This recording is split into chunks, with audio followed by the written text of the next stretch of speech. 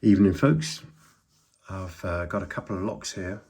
One of them hasn't been opened before and I've got no idea about the bitting. And the other one I've been practicing with, a WinkHaus. Quite an old lock because the profile fits the Lishi, but the more modern ones are actually reverse. So this tool won't fit the later WinkHaus locks, or appears not to. The WinkHaus has got spools. This is a Eurospec MP5. Came out of a door this evening, 5-pin. So we have the 5-pin Yale Lishi copy, which I've been using out in the field now for a while. And so I'm going to open this one for the first time on camera. And then going to have a go at the WinkHaus and the spools, and see how we get on with that. So without further ado, I'm going to pop the tool in there. Always make sure that it's fully seated up against the barrel, otherwise some of the pins may not be reachable, which is also why, as others have alluded, if the barrel protrudes a little bit, then obviously the Lishi tool will protrude a little bit and then it will struggle to reach the pins. So this is a lock I don't know, and I'm going to try and open it for the first time. So I'm just going to have a little explore across the pin stacks and see if we can find out what's binding and what isn't binding. So you can see that pin 1 is loose,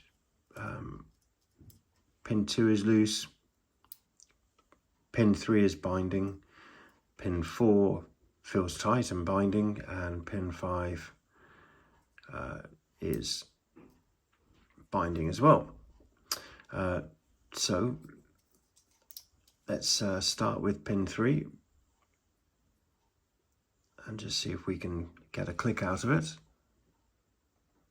So I'm just applying a gentle pressure with my thumb and just a little bit of pressure on the pin, just trying to see if we can get it to rise up but not overset. So there we go, I've just got a click out of that. The best way of seeing whether a pin's set with this tool or not is just put the pick up against the pin and just give it a wiggle up and down, and you can see there's a deflection there of what looks to be a couple of key heights on that scale, and that deflection is generally an indication that that pin is set or close to being set. So let's try 4, which was also binding. I'm just going to push again. I'm going to release the pressure. There was a click, and it's not deflecting in the same way. It feels wooden. So 3 was giving me a nice up and down deflection. 4 feels really wooden. So I'm going to carry on applying pressure, see if we get a second click.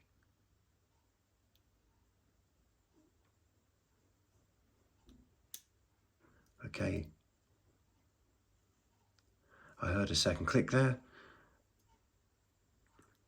It doesn't feel right, but we're going to carry on working through the lock. Pin 3 is reset, so we're going to pop that back up again. There we go, there's pin 3, nice bit of bounce at the top. Pin 4, a little bit of bounce at the top. Pin 5 is, there we go, pin 5 is clicked. There's a bit of deflection there, but it's feeling a little bit wooden, so I'm going to try a bit more. Okay, I've got a second click. That still feels wooden. Ah, there's a good click at the top there, and we've got that deflection. Let's go back to the start, see what's going on. So pin 1's binding now. There we go, we've got a click there. A little bit of deflection. Let's move to pin 2. That's binding. And pin 2 is binding heavily. I'm putting more pressure and releasing my thumb. There we go, there we get a click. So pin 1 has dropped. Let's try pin 1 again. Yeah, pin 1 is set. A bit of rotation on the core there. Pin 2, pin 3, pin 4. Doesn't feel right, so let's get that a little bit more height on pin 4. Okay, it's not moving, it's not yielding. Let's try pin 5. That's okay, back to the beginning, pin 1. Got that bounce at the top. There we go. So it was pin 1 that was holding us up, and that lock is now open. Right. So there was nothing in there that felt particularly like a security pin. It was all straight pins and they all set. The binding order was a bit awkward, but there you are. Okay, let's move on to this WinkHaus. Again, this has got a slightly protruding barrel, but the pin spacing is narrower. So even though the pick is protruding outside, we can still reach this back pin, which is why we can pick this one. So here we go then. Let's work our way through this now. So pin 1's loose, pin 2's loose, pin 3's loose, no resistance. Okay, I've just tapped between pin 3 and 4 and I've got a slight bit of rotation on the core there. So something has set. Pin 4 is loose and pin 5 is binding. Let's just put set pin 5. There we go. Nice click out pin 5. Still feels wooden, no deflection. So I'm going to give that a second go. There we go, that's better. We get a second click out of that. Let's go and see if anything else is set now.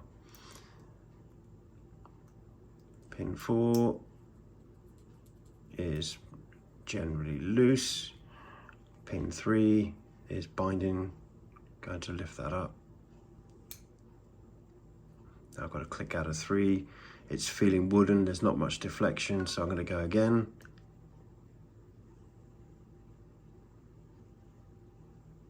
There we go, a nice click out of pin 3.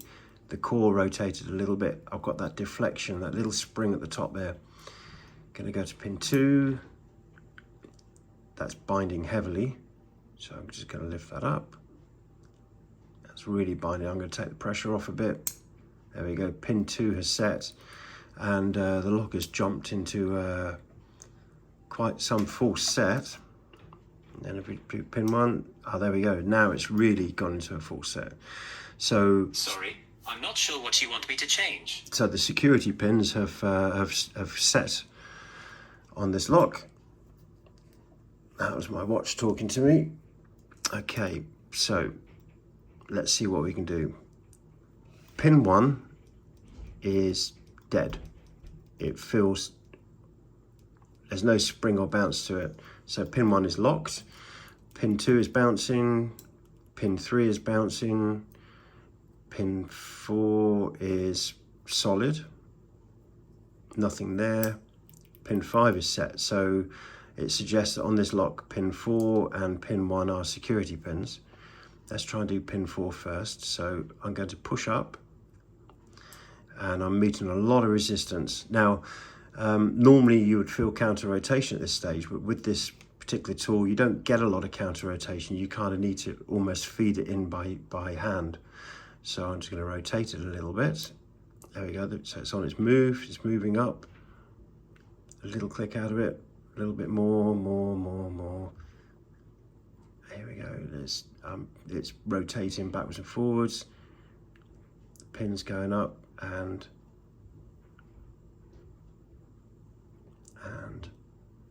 a little bit less. There we go. Okay, so that pin's just set. So that's obviously a spool pin. 5 is still set, 4 is set, 3 is set. 2 looks like it might have dropped a little bit. Let's see if we can set 2 again. Yeah, 2's definitely dropped. Let's set 2 again. There we go. 2 is dropped back into a full set. Let's check, see whether pin 4 drops. it did. So we need to reset pin 4 again. There we go. Okay, so it's set now. So pin 4 is set and the lock is still in a full set, which means that pin 1, no doubt, is what's holding everything up here. So I'm going to push this up. Again, feeling for counter rotation, more counter rotation. So I'm actually twisting it by hand, pushing this up. There we go. Okay, so that's set, and the lock isn't open.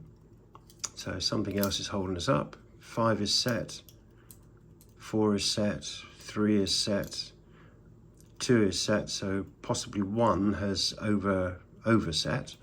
So I'm just going to wiggle it backwards and forwards, and the lock is open. Okay, so there was 2 spool pins in there on pin 1 and pin 4, but to actually deploy those pins, I had to manually work out where the security pins were and also feed in the counter rotation.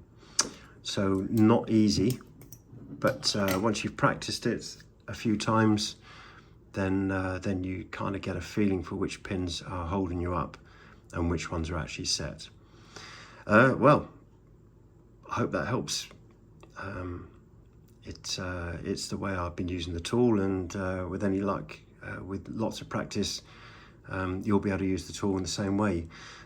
Just as an aside, when I first got the tool, I picked a load of locks and I actually had the keys so I could see the bitting, which helped an awful lot in working out what sort of feedback to expect when you were using the tool. You could visually see from the key profile and from the scale on the side of the Lishi tool whether you're oversetting or undersetting or what needed to be done with the actual lock.